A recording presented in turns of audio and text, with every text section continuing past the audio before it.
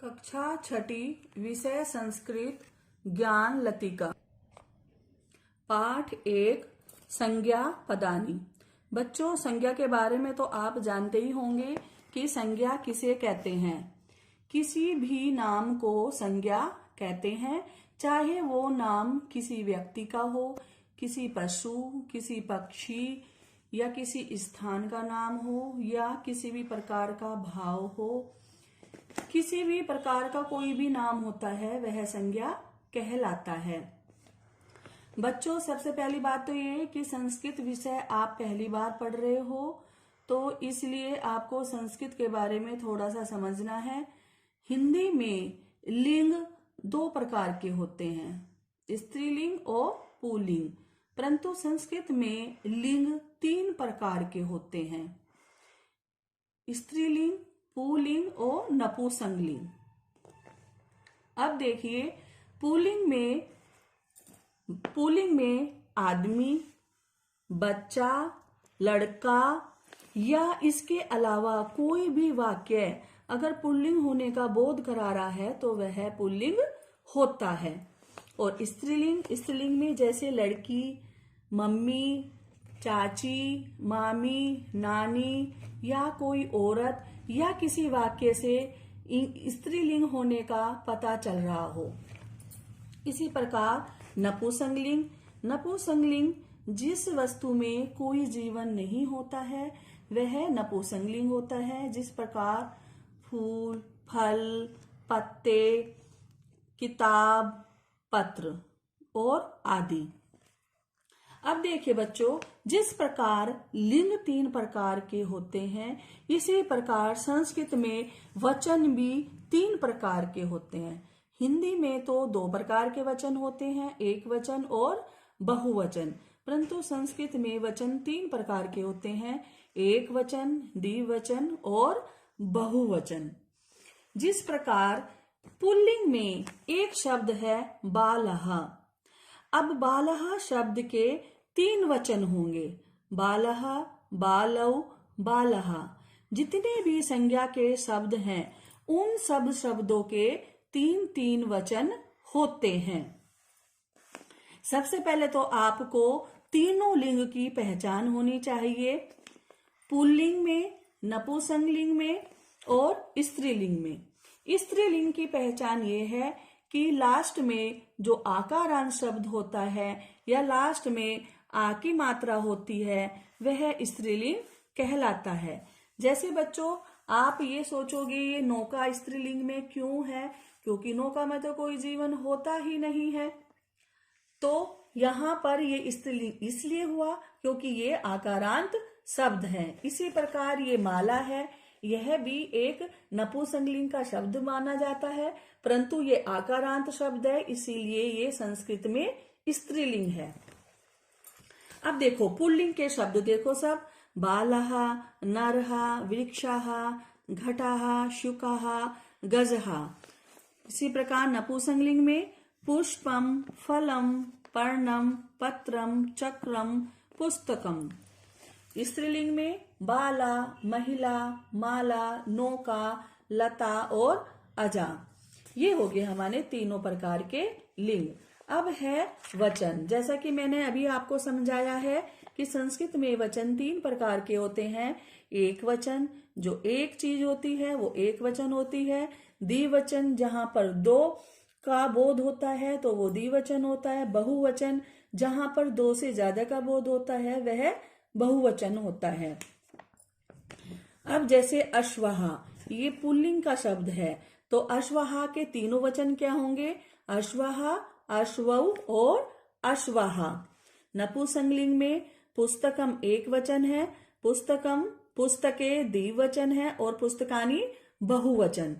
इसी प्रकार स्त्रीलिंग माला एक वचन, माले द्विवचन और मालाः बहुवचन। अब देखो बच्चों, पुल्लिंग में आपको प्रत्यय समझने होंगे जब भी आपको वचन का ज्ञान होगा। जैसे पुल्लिंग में एक वचन में आहा प्रत्यय होता है, द्विवचन में आउ प्रत्यय होता है और बहुवचन में आहा होता है। जिस प्रकार अश्व के तीनों वचन बने हैं, इसी प्रकार आप बच्चों नरहा का हम तीनों वचन बनाते हैं। अब देखो हमें तीनों प्रत्यय लगाने हैं, आहा, औ और आहा। तो क्या बनेगा? नरहा, नरऊ और नराहा। इसी प्रकार वृक्ष के तीनों वचन बनेंगे, वृक्षाहा, वृक्षौ और वृक्षाहा। इसी प्रकार घट के, शुक के और गज के। आपको ये जितने भी पुल्लिंग के शब्द दिए हुए हैं, इन सारे शब्दों के तीनों वचन आपको अपनी रफ कॉपी में बनाने हैं।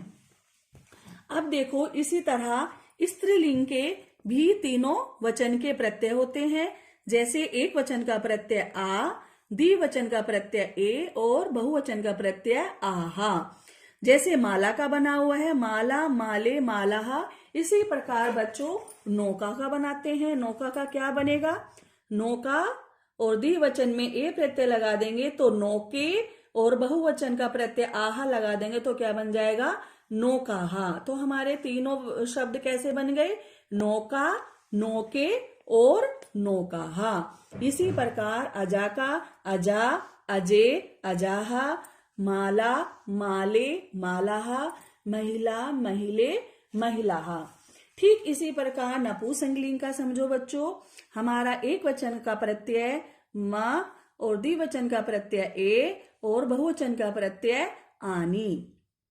अब पुस्तक में तीनों प्रत्यय लगा दिए तो क्या बन गया? पुस्तकम, पुस्तके, पुस्तकानी। इसी प्रकार नपुंसकलिंग के ये शब्द दिए हुए हैं तो इनके तीनों वचन में ये प्रत्यय लगाओ। जैसे पुष्पम का क्या बनेगा? पुष्पम, पुष्पे, पुष्पानी। फलम का क्या बनेगा? फलम, फले, फलानी।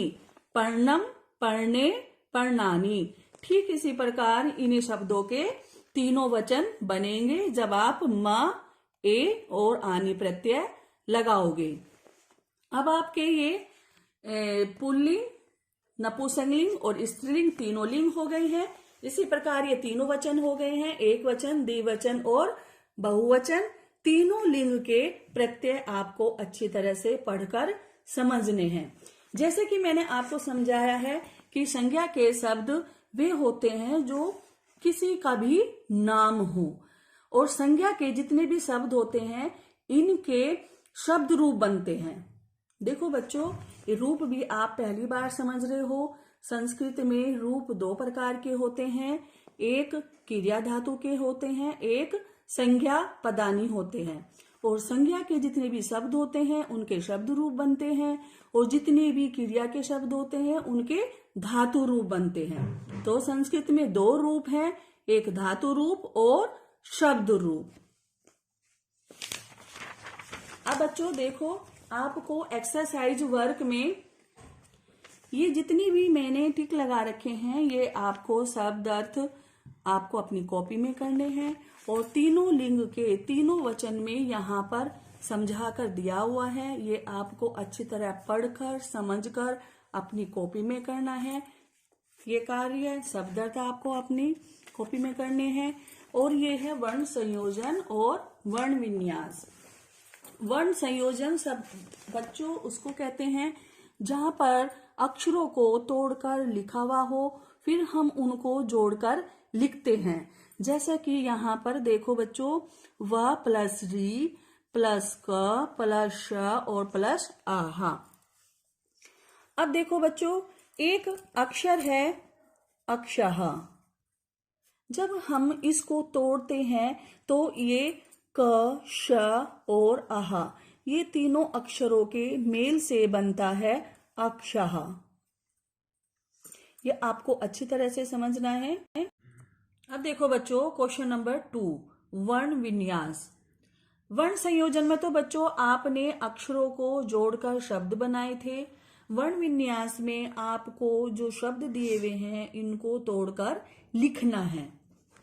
अब देखिए, पर्णानी, पर्णानी शब्द को कैसे जोड़ा है। कोई भी अक्षर होता है बच्चों, पहले ये समझो, कोई भी अक्षर होता है, पूरा अक्षर हमारा प है। प जब हम इसको तोड़ेंगे तो हमारा बनेगा प प्लस अ, और पा हमारा हलंत लग जाएगा। पा पे हलंत लगने से क्या होगा, पा अक्षर हमारा आधा हो जाता है। किसी भी अक्षर पर हलंत लगा हो वह आधा अक्षर कहलाता है। जब इसमें हम प्लस आ कर देंगे तो हमारा हो जाएगा पा, पूरा शब्द कंप्लीट हो जाएगा, पूरा अक्षर कंप्लीट हो जाएगा ये। ओके, अब देखिए परनानी, अब पा के बाद रा की आवाज आ रही है या अणा की आवाज आ रही है, परनानी। तो पा के बाद रा की आवाज आ रही है तो अणा के ऊपर जो रा है तो पा के बाद रा पहले आएगा और रा ये हमारा आधा है। ठीक है, तो पा प्लस आ प्लस रा प्लस णा प्लस आ। णा में प्लस आ इसलिए आया क्योंकि यहां पर नाक में आ की मात्रा लगी हुई है। फिर है प्लस न प्लस ई। न में प्लस ई इसलिए लगा है क्योंकि न पर छोटी ई की मात्रा है।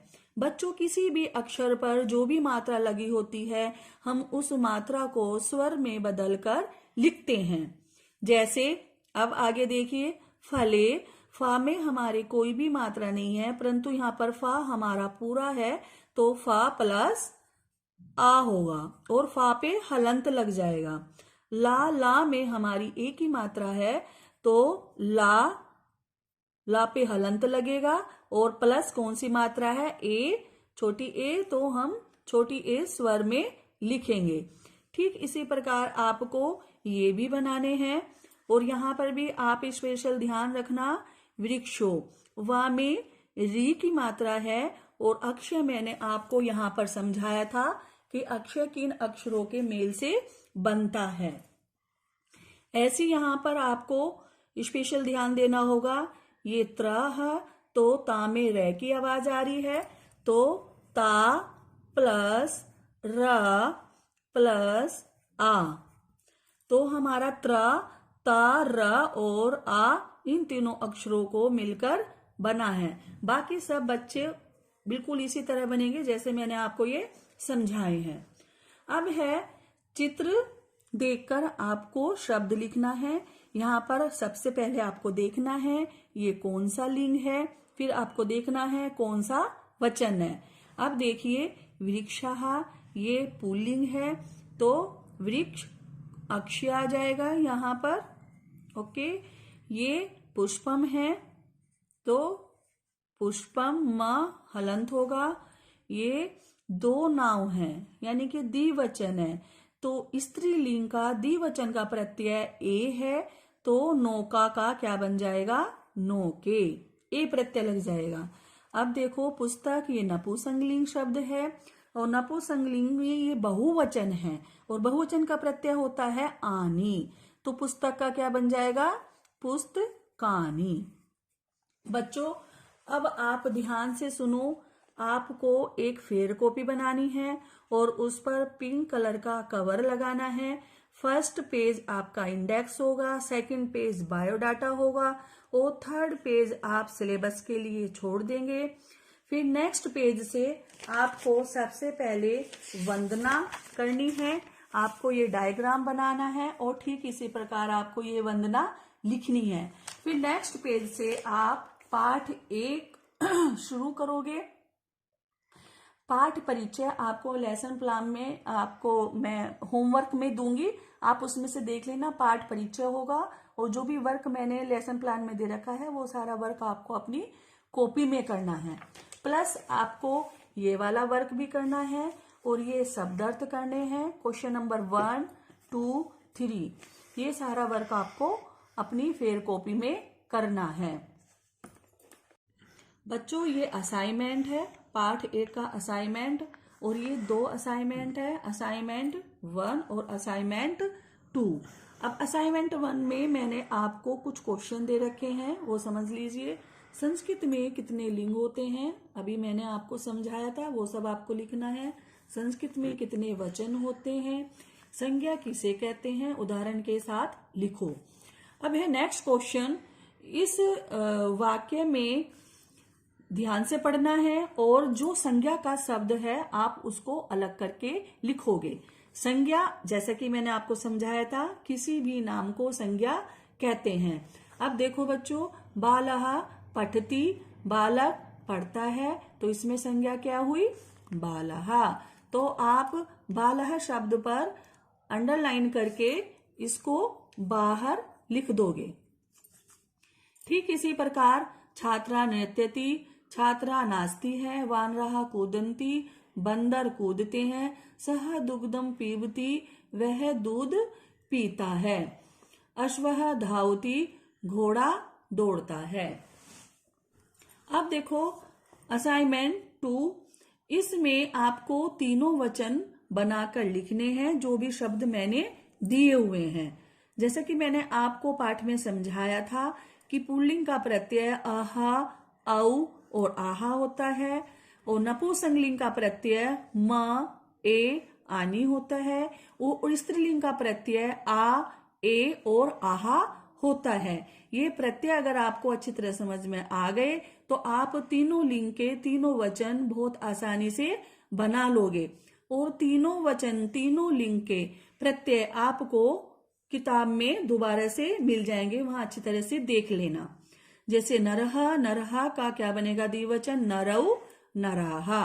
और फलम का फले, फलानी। माला, माले, मालाहा। ठीक इस प्रकार ये भी बनेंगे, और ये असाइनमेंट आपको फेयर कॉपी में करना है।